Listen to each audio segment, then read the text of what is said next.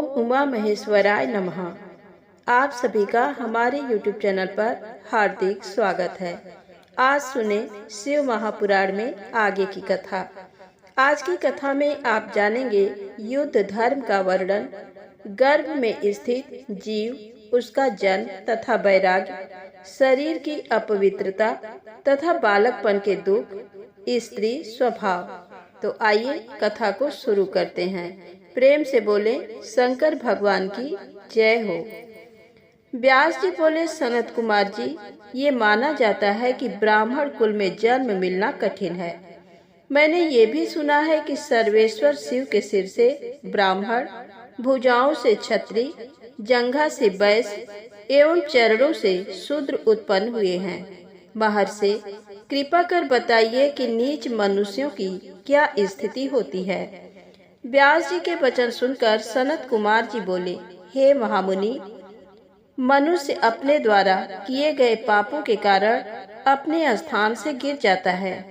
मनुष्य द्वारा किए गए शुभ व अच्छे कर्म मनुष्य के स्थान की रक्षा करते हैं। क्षत्रिय जाति में जन्म पाने वाले मनुष्यों को पूर्व जन्म में किए गए बुरे कर्मों के कारण ही क्षत्रिय वर्ण में जन्म मिला होता है। इसलिए मनुष्य को चाहिए कि वह विपत्ति एवं कठिनाइयों के समय भी दृढ़ता से अपने कर्तव्य का अनुसरण करे। उसे अपने कर्तव्यों का पालन करना चाहिए। उसे बुरे कार्यों में नहीं लगना चाहिए। इसी प्रकार मनुष्य अपने स्थान की रक्षा कर सकते हैं। शूद्र वर्ण में जन्म लेने वाले मनुष्य यदि अपने से ऊंचे तीनों वर्णों की सेवा मन लगाकर उचित रीति से धर्मानुसार जीवन भर करते हैं तो उन्हें अगले जन्म में वैश्य वर्ण में जन्म मिलता है। इसी प्रकार जो वैश्य विधि विधान के अनुसार पूजा अर्चना करता है और हवन आदि करता है और सदा धर्म और सत्य के पथ पर चलता है तो उसे अपने दूसरे जन्म में क्षत्रिय होने का गौरव मिलता है। जो क्षत्रिय विधि पूर्वक यज्ञ और अनुष्ठान श्रेष्ठ ऋषि गणों के सानिध्य में पूरे करता है, वह अपने क्षत्रिय धर्म का सही से पालन करता है। उसे ब्राह्मण कुल में दूसरा जन्म मिलता है। इसी प्रकार ब्राह्मण कुल का जो ब्राह्मण अपने धर्म का दृढ़ता एवं स्थिरता से पालन करता है, वह देवता को प्रसन्न करता है, उसे स्वर्ग की प्राप्ति होती है। व्यास जी ने फिर पूछा, हे सनत कुमार जी, अब आप हमको युद्ध का महात्म सुनाएं। सनत कुमार जी बोले, हे महामुने, जिस अद्भुत फल की प्राप्ति विभिन्न प्रकार के यज्ञों जैसे अग्निष्टोम आदि को विधि विधान से करने से भी नहीं होती, उस महाफल की प्राप्ति युद्ध द्वारा आसानी से हो सकती है। धर्म पूर्वक अपने पद पर अडिग रहने वाला क्षत्रिय, जो कि युद्ध में पराजित नहीं होता और न ही युद्ध में पीठ दिखाता है, ऐसा वीर योद्धा जो लड़ते लड़ते युद्ध क्षेत्र में पराजित न होकर वीर गति को प्राप्त होता है, उसे सीधे स्वर्ग लोक की प्राप्ति होती है। वह जीवन मृत्यु के बंधनों से मुक्त हो जाता है। अपने शत्रुओं को मारकर स्वयं भी मर जाने वाले क्षत्रियों को निश्चय ही स्वर्ग में स्थान मिलता है। युद्ध भूमि में प्राप्त हुई मृत्यु सभी जाति एवं वर्णों के लिए सुखदायक है। युद्ध के मैदान में यदि ब्राह्मण भी शस्त्रों को साथ लेकर युद्ध के लिए आता है तो उसका वध करना ब्रह्म हत्या नहीं होता और उसका पाप भी नहीं लगता। मरता हुआ मनुष्य यदि पानी मांगे तो उसकी प्यास बुझाना धर्म संगत है। कभी भी शरण में आए मनुष्यों को युद्ध में नहीं मारना चाहिए, अन्यथा ब्रह्म हत्या का पाप लगता है। व्यास जी बोले, हे महर्षि, आपने हमारी बहुत सी जिज्ञासाओं को शांत किया। अब आप हमें जीव का जन्म, उसकी गर्भ में स्थिति एवं जीव के वैराग्य के बारे में बताइए। महामुनि व्यास के प्रश्न को सुनकर सनत कुमार जी बोले, हे मुने, हमारे शरीर की पुष्टि रस एवं मैल से हुई है। मैल 12 रूपों में शरीर से बाहर होता है। कान, आँख, नाक, जीभ, दांत, लिंग, गुदा, मलाशय, श्वेत, कफ, विष्ठा, मूत्र आदि मल स्थान है। हमारा हृदय सभी नाड़ियों से जुड़ा हुआ है। इसी के द्वारा शरीर में रस पहुंचता है। यही रस आत्मा से परिपक्व होता है। जब ये रस पकता है तो सर्वप्रथम त्वचा का निर्माण होता है और त्वचा शरीर से लिपट जाती है। फिर खून बनता है। तत्पश्चात रोग, बाल, स्नायु, अस्थि, मज्जा पैदा होते हैं। ऋतु काल में स्त्रियों के शरीर में प्रवेश वीर्य शरीर का निर्माण करता है। एक दिन में कलिल, 5 दिनों में बबूला, 7 रात्रि में मांसपिंड बन जाता है। धीरे धीरे समय के साथ साथ जीव के अंग बनते जाते हैं। इस प्रकार जीव अपनी माता के गर्भ में बढ़ता है और उसका विकास होता है। अपनी माता द्वारा खाए गए भोजन के रस से ही उसे भी भोजन मिलता है।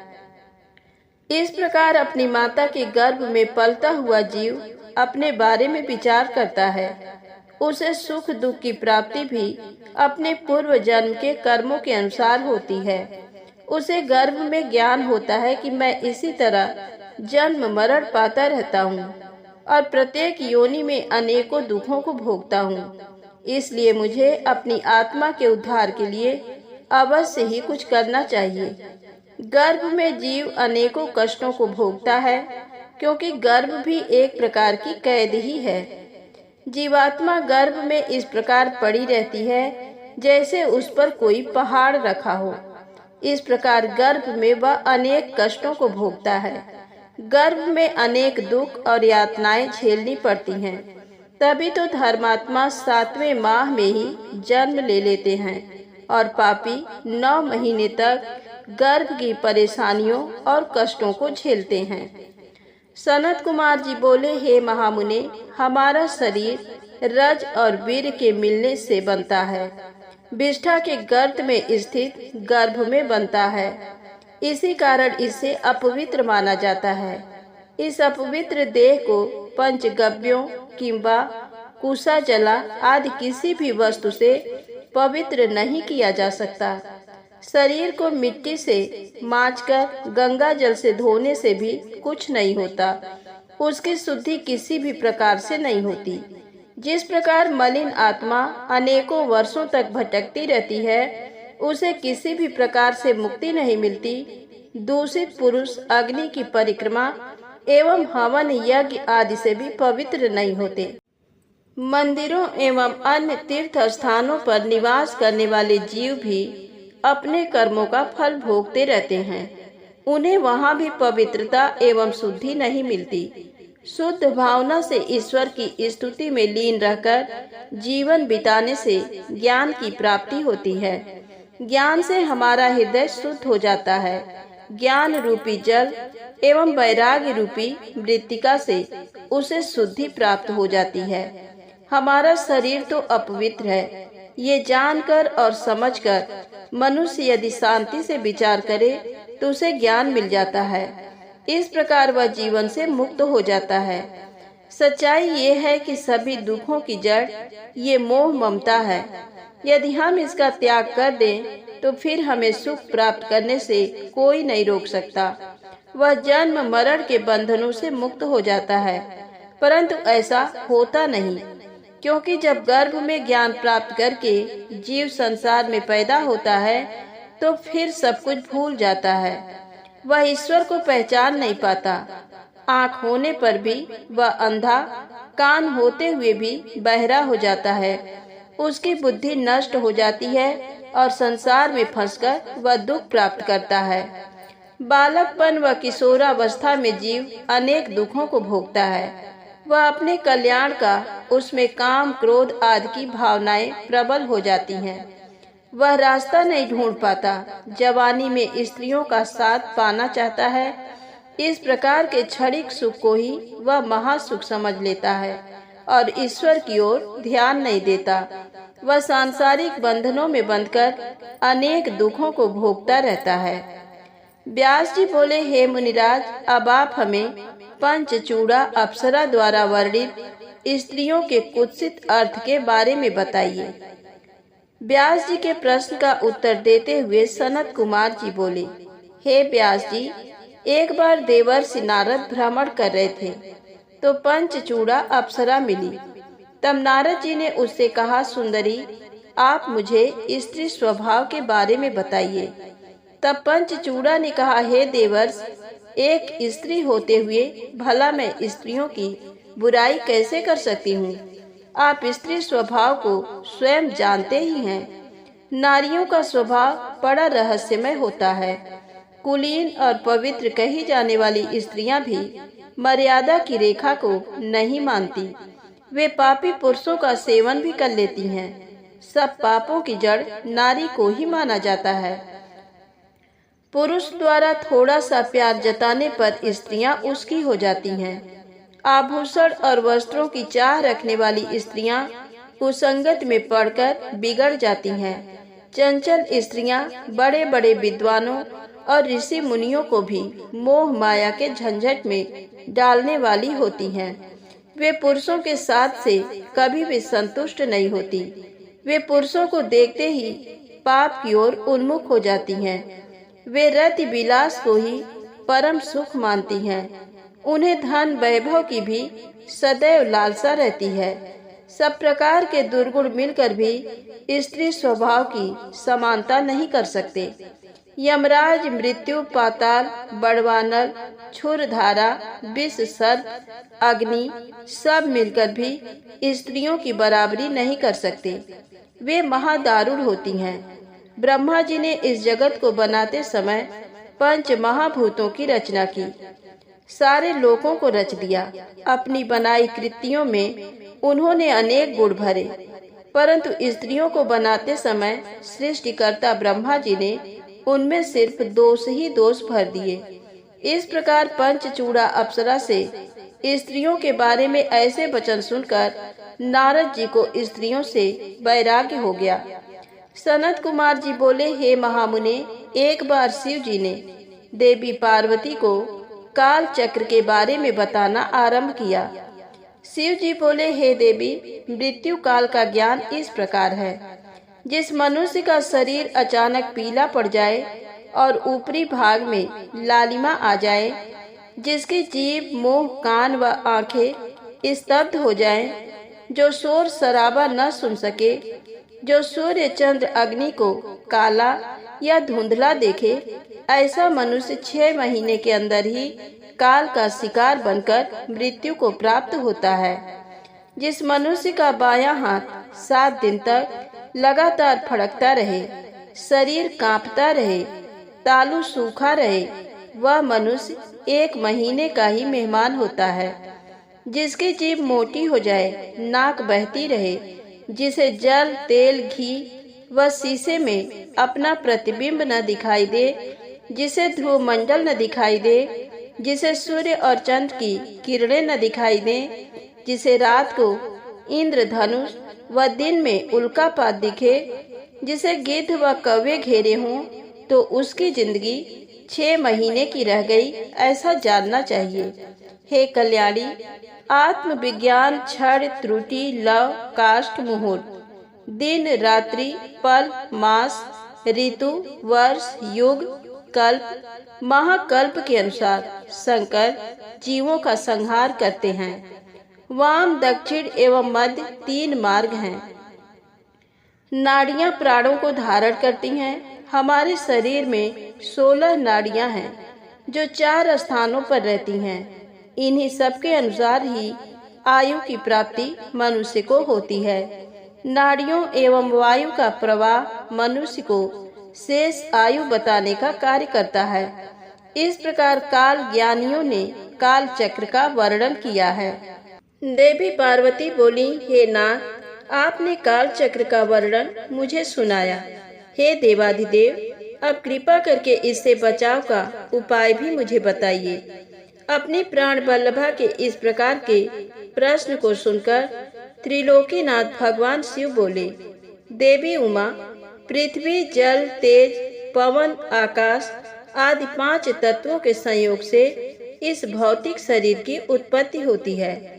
आकाश सर्वव्यापक है और सब वस्तुएं उसी में लीन हो जाती हैं। एक बार मैंने क्रोधवश काल को जला दिया था। जब जब मैं स्तुतियों द्वारा प्रसन्न हुआ, तब काल पुनः प्रकृति में स्थिर हो गया। आकाश से वायु, वायु से तेज, तेज से जल, जल से पृथ्वी की उत्पत्ति होती है। जल के 4, तेज के 3, वायु के 2 और आकाश का 1 गुण है।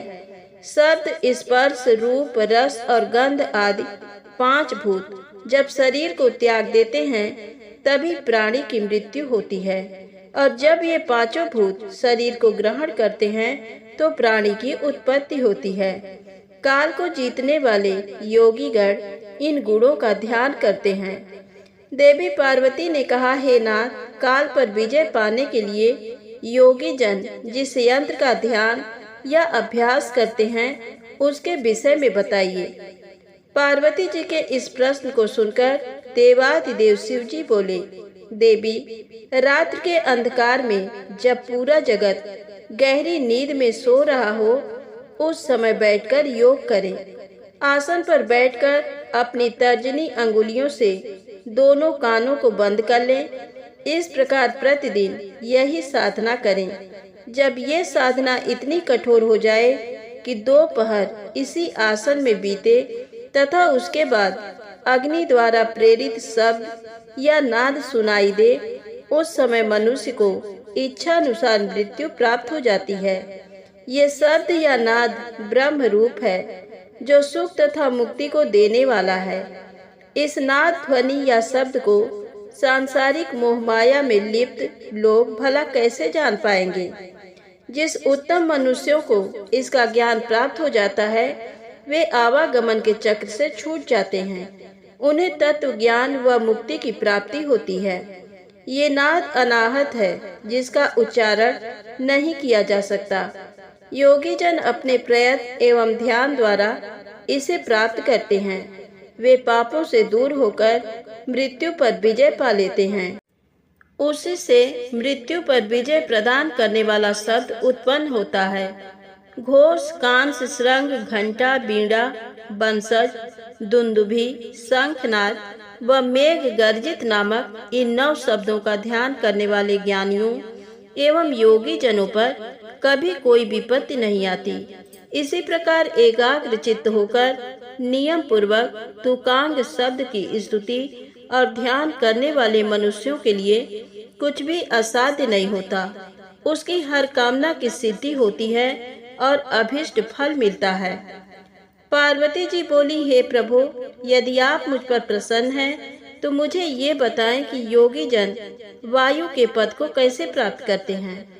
ये सुनकर महादेव जी बोले, हे कल्याणी, जिस प्रकार दरवाजे की देहरी पर रखा दीपक घर के अंदर और बाहर दोनों ओर प्रकाश करता है, उसी प्रकार हमारे हृदय के भीतर स्थित वायु भी अंदर और बाहर दोनों ओर प्रकाश करती है। ज्ञान, विज्ञान और उत्साह सभी का मूल वायु ही है। इसलिए जिसने वायु पर अपनी विजय प्राप्त कर ली है उसे पूरे जगत पर विजय प्राप्त हो जाती है। जिस प्रकार लोहार मुख से फूंकनी में फूंक वायु भरता हुआ अपने काम में लगा रहता है, उसी प्रकार संत और योगी जन भी अपने अभ्यास में लगे रहते हैं। अभ्यास करते करते जब वे पारंगत हो जाते हैं तो वे आसन से 10 अंगुल ऊपर उठ जाते हैं। प्राणायाम में सिर और व्याहृतियों के साथ गायत्री मंत्र का जाप करते हुए प्राण वायु को रोका जाता है और अंदर स्थित वायु को नाक के रास्ते बाहर फेंका जाता है। इसे करने से बड़ा उत्तम फल मिलता है। योगी जनों को एकांत स्थान पर जहाँ सूर्य चंद्र का प्रकाश हो सोना चाहिए। आँखों को अंगुलियों द्वारा बंद करके ध्यान मग्न होने पर योगी जनों को ईश्वर की ज्योति के दर्शन होते हैं।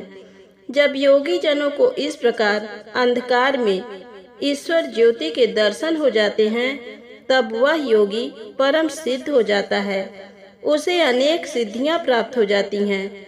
वह जीवन मृत्यु के बंधनों से मुक्त हो जाता है और उसे मोक्ष रूपी परम तत्व की प्राप्ति हो जाती है। इस प्रकार ध्यान करने वाले योगियों को तुरीय गति प्राप्त हो जाती है। श्री पार्वती जी शिव जी से पूछने लगी कि भगवान, आपने मुझे काल और वचन का वर्णन किया, अब मुझे छाया पुरुष के श्रेष्ठ ज्ञान को बताइए। भगवान शिव बोले, श्वेत वस्त्र धारण करके, धूप दीप प्रज्वलित करके, ओम नमः भगवते रुद्राय नामक 12 अक्षरों के मंत्र का जाप करते समय जब मनुष्य को अपनी छाया दिखाई देने लगे तो उसे ब्रह्म की प्राप्ति होती है। यदि ऐसी छाया बिना सिर के दिखाई दे तो 6 महीने में मृत्यु हो जाती है। शुक्ल वर्ण होने पर धर्म वृद्धि होती है, कृष्ण वर्ण पाप, रक्त वर्ण पर बंधन, पीत पर शत्रु का भय होता है। यदि नाक कटी दिखे तो विवाह, बंधु मृत्यु, भूख का डर होता है। इस प्रकार जब मनुष्य को छाया पुरुष दिखाई दे तो उसे नवाक्षर मंत्र का मन में जाप करना चाहिए। इस प्रकार 1 वर्ष तक इसे जपने से सभी सिद्धियों की प्राप्ति होती है। अब मैं तुम्हें एक गुप्त विद्या के बारे में बताता हूँ। ये विद्या ब्राह्मणों के सिर पर विद्यमान होती है। ये विद्या सभी विद्याओं की माता कहलाती है। वेद भी प्रतिदिन इसकी स्तुति करते हैं। इस विद्या को खेचरी नाम से जाना जाता है। ये विद्या अदृश्या, दृश्या, चला, नित्या, व्यक्ता, अव्यक्ता और सनातनी कहलाती है। ये वर्ण रहित, वर्ण सहित बिंदु मालिनी है। इस विद्या का दर्शन करने वाले योगी का जन्म सफल हो जाता है। इसलिए योगी जनों को अपने ज्ञान और विद्याओं का नित्य अभ्यास करना चाहिए। अभ्यास से सभी सिद्धियां सिद्ध होती हैं। तो प्रेम से बोले शंकर भगवान की जय हो। यदि आपको शिव कथा अच्छी लगी हो तो प्लीज लाइक अवश्य करिएगा। चैनल को सब्सक्राइब करें, शेयर करें। जय माता दी, जय भोलेनाथ।